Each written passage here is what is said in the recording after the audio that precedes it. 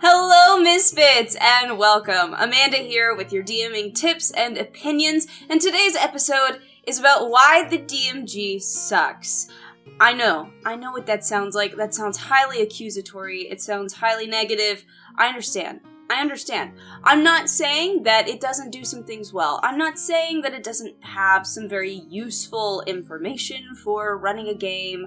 I'm not saying that it's not helpful to beginners, but I am saying that there are some things that it does kind of poorly, or just flat out doesn't include, or, just leaves me a bit wanting more, or a little bit envious of some other systems. So, that's what we're talking about today. Before we get into the nitty-gritty of all of this, I would like to take a moment to thank today's sponsor, Describe.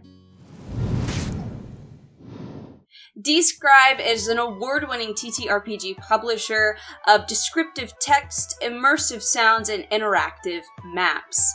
You can pretty much search for just anything that you want here on the site, type in what you're looking for, and you're going to find options for descriptions for that very thing. These are beautiful handwritten descriptions that are designed to take your game to the next level. If you've always been envious of the box text of published modules, this is going to make your homebrew campaign feel like that. One of Describe's interesting features is that you can actually submit a request to have a description created of a scene or a character. I decided to do this, and I submitted one of my favorite NPCs. His name is Mortimer Maxwell Carton, and he's very near and dear to my heart. So I decided to submit a request to have them write a description for him and see if they could nail him, because he's a very particular kind of character. He has a certain air about him, and I was very curious to see what they would come up with. When you want to submit a character request, you simply go to submit, and I did character request for this.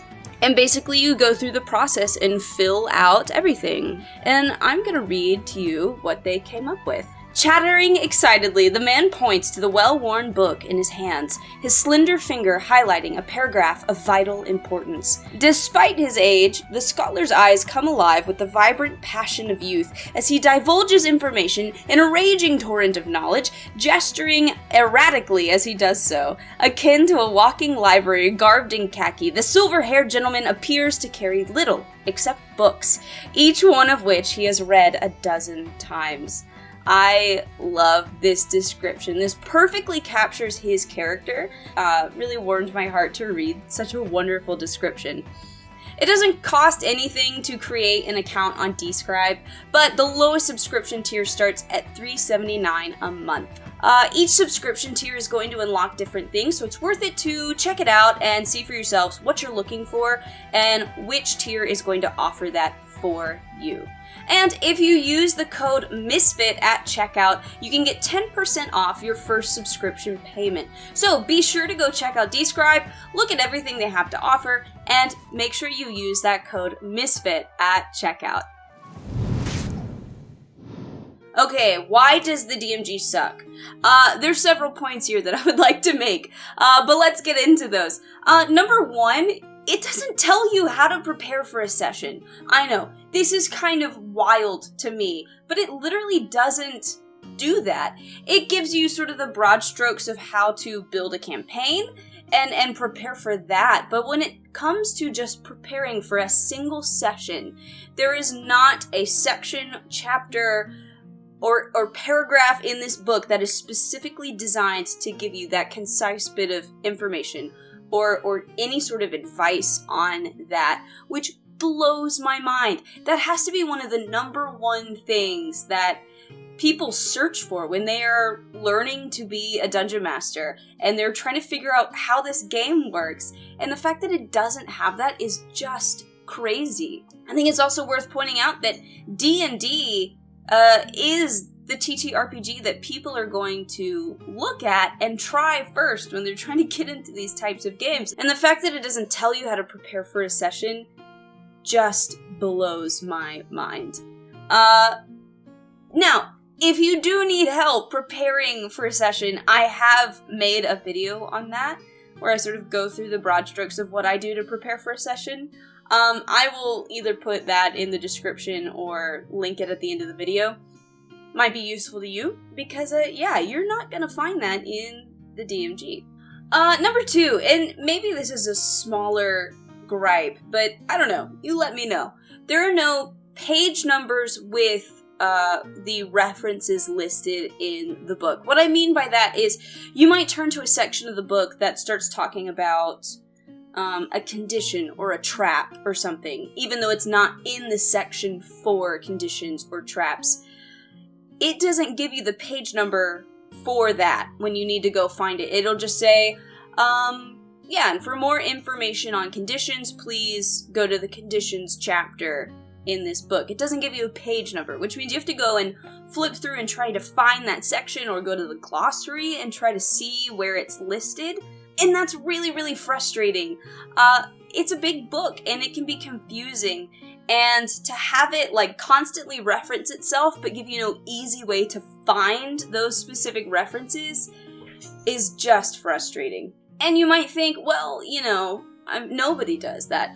That's not true, because the Pathfinder core rulebook does that. The Pathfinder core rulebook, when it references a different section of the book, it lists a page number, so you know exactly where to flip to. Same with its beginner box campaign books. They put the page numbers in there. It was something that, like, I didn't realize how much I wanted it until I saw it in another book. And I remember preparing for my very first campaign. I was doing Curse of Strahd, and I was reading through that campaign book. I read through it like at least 2 or 3 times, and campaign modules are filled with references to the DMG, the Monster Manual, the Player's Handbook.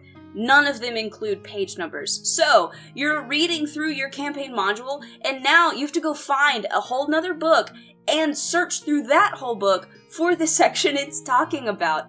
It's so much. I spent ages just going through Curse of Strahd, finding those references, finding them in the other book, and then writing that page number down myself so that later I could look it up a lot quicker. It's just really annoying. And I think it's something that they're perfectly capable of doing. They just don't do it, which is annoying. I think that's the word. That is the defining word for this particular point. Annoying. Alright, next. This kind of piggybacks off of the doesn't tell you how to prepare for a session thing, but there's really actually not a section about running a session 0. And, you know, maybe that's because that concept is a newer thing, or putting a name to that is a newer thing. I don't know, but I think there should be a section included that talks about what a session 0 is, what needs to be covered in it, and how you go about running that. There is a singular page in the DMG that talks about how it's important to know what your players want in terms of style of gameplay and things like that, but it doesn't actually give you any instructions on how to go about finding that information and doing that, which is essentially what a session 0 is for. So I think it's pretty crucial that they, you know, maybe in the 1D&D DMG, they include a section about the session 0. I do think some modules have started to include this. I want to say that, like, the Wildmount book talks about a session 0 and how to run it, but, you know, we can't just keep, like, using later modules to fix the mistakes of the Dungeon Master's Guide. Eventually, we just need to release a new Dungeon Master's Guide that's updated, that includes all of these fixes. You know what I mean? I've talked about this before, and, you know, maybe it's something that only bothers me, but I'm gonna say it very briefly, and then we're gonna move on. I don't like that there's no monetary values for magic items. I'm just gonna say it. That's it. That's all I'm gonna say. I believe Pathfinder does have them. There's no such thing in the DMG. I'm annoyed. I think I've said it in like 3 videos now, so I'm sorry. Let's move on. Another big gripe for me, this is a really big one, is you actually need more than the Dungeon Master's Guide to effectively be a dungeon master. The Dungeon Master's Guide is supposed to be the big book that is what you need to run the game. But you actually also need the player's handbook and the monster manual. And I'm honestly really frustrated by that. I think I get, having a separate book for the monster manual, but I really wish that the Dungeon Master's Guide had everything from the player handbook in it. Maybe there's just like the player version of the player handbook, and then there's the DMG that has everything in the DMG plus the player's handbook.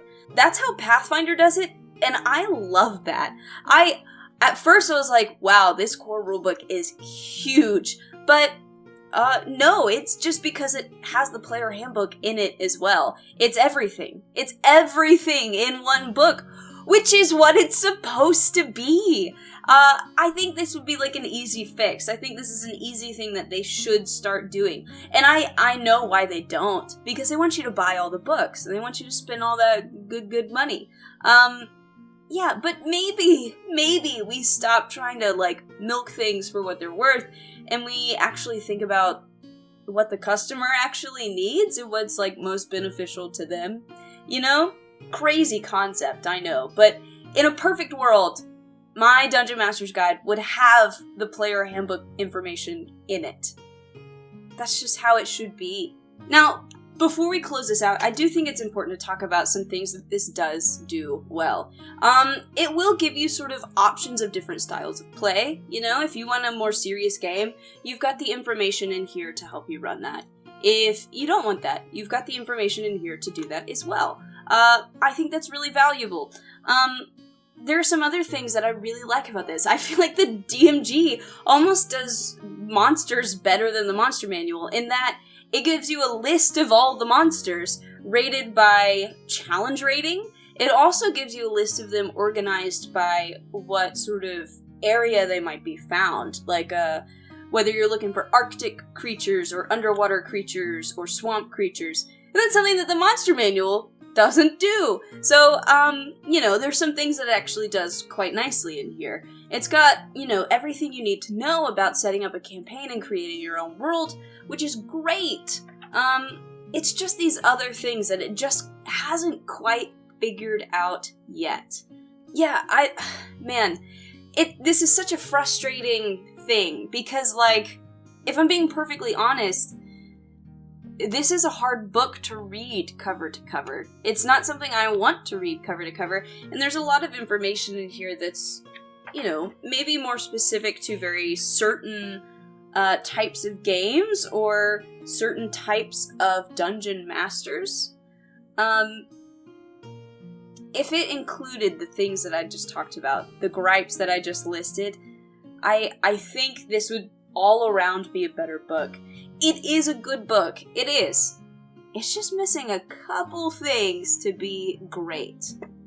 Anyway, these are my gripes, my reasons why I think the DMG sucks. Or at least, it's a little harsh, at least the reasons why the DMG is not the best it could be.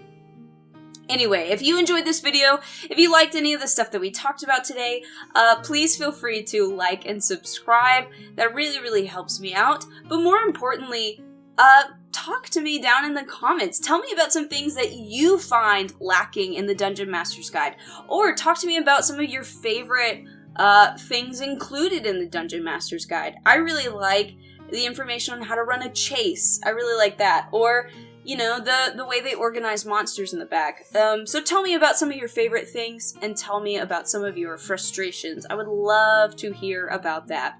But with all of that said, I hope you guys have a wonderful day, and a great rest of your week, and I will see you again next time.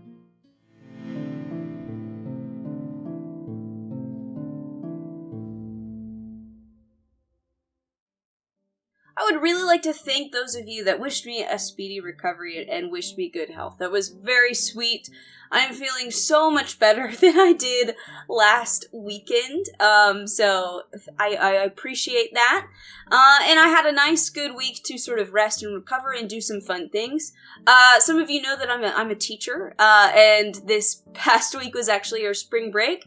I went down to the beach, even though it's still kind of cold. And, while most people might go to the beach to tan or swim or things like that, I went down to go dress as a pirate and take a bunch of pictures and film some stuff. So, I know, very silly, but it was a blast. If you want to sort of see what some of that looked like, you can go to my Instagram and take a peek over there. There is something that I am working on. It will all amount to something eventually. But, I don't know. We'll see. We'll see how it all turns out.